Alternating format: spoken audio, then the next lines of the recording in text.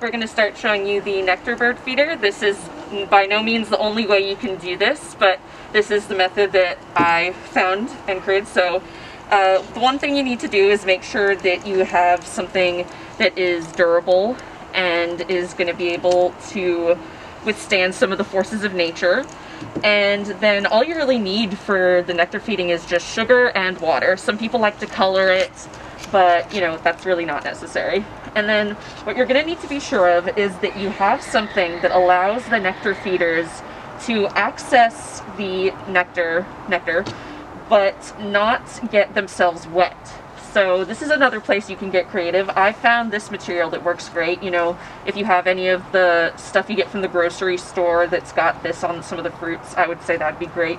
But yeah, get creative with it. Just make sure that they're able to get to it, but not actually fall into it, or especially for hummingbirds, get wet. So I just do kind of a rough measurement for how much I'm gonna need for it to go around. If you want to be more precise, nothing wrong with that.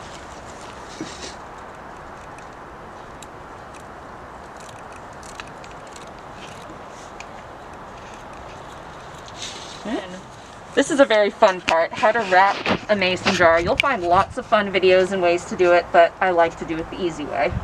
So what I do is I just measure the first bit around just to see how long it needs to be for the actual base, and I leave extra string here so that I can tie it off. So I measure that.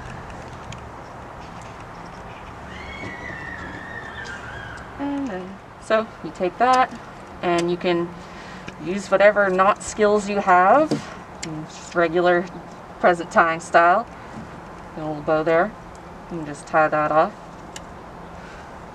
And that is going to be the first part. And then you're going to want to be able to take this off too. It needs to be able to support it. That's why the jar lid helps, but it's also something that you're going to need to clean these. You can't, you know, they don't last forever, and you need to make sure they stay clean. But yeah, it's something that you should be able to eventually slide off and put back. So now you're going to want it to be even on both sides. If you want, you can mark it, but you're going to be able to kind of feel how it needs to sit. So you're going to set it up like that, and again, just a nice tie.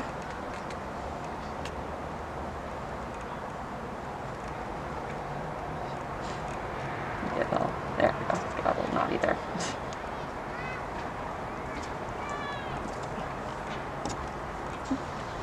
And then we're going to leave, for now, we are going to leave the other side because we have to decide where it's going to go over, and in our example it will be hard to move. Again, the idea is that we'll slip this out of it and this can stay. So I'm just going to get these two attached, but only on the one side, like that.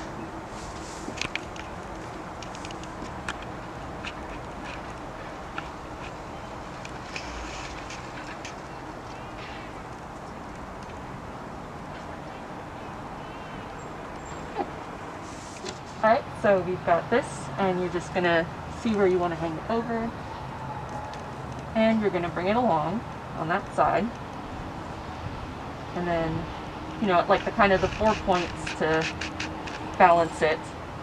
You put this one along the side there. Again, this is where marking it would be useful.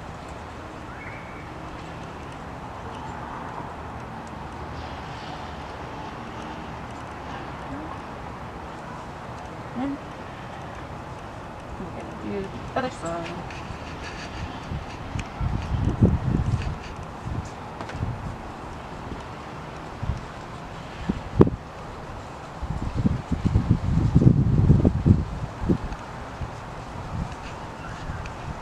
And you can kind of like pull on it to see exactly where it needs to be to adjust it.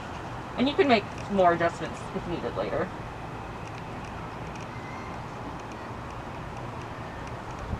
Like the third one I've done, so kind of got a feel for it now. So you got this perfect little slot to fit this in. So you're going to take this, make sure you, again, depending on how you have it set up, might be different. I'm going to just scoop it on in.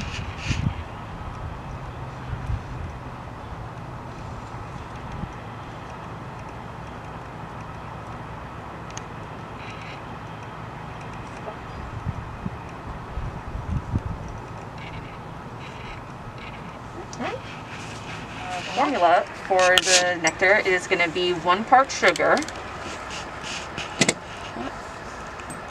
to 4 parts water.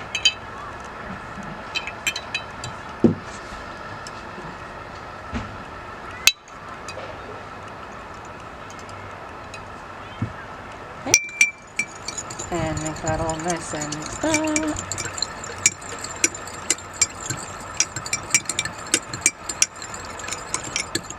and you're just going to pour that in. Again, just being cautious of the part the nectar feeder might be touching, and you want to make sure that it is enough that they can get access to it. So I might actually do a tiny bit more on this one, but basically you would just recover it. And that is the general idea. And I also want to talk to you about doing a little citrus seed feeder. Now this one is one that you're going to have to make sure does not get wet, because kind of the whole point is that it is dehydrated. But with this one, what you would do is you would simply cut one of these bad boys in half, and you're going to scoop out, probably hopefully using the any of the kind of juicy bits inside, and then you'll leave the rind to dry. And when it's dry, you can basically just poke holes through this.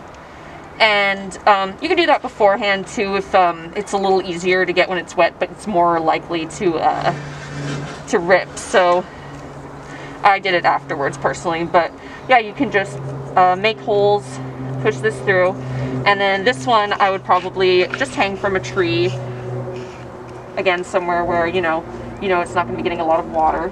And I have a personal mix of seeds that I use.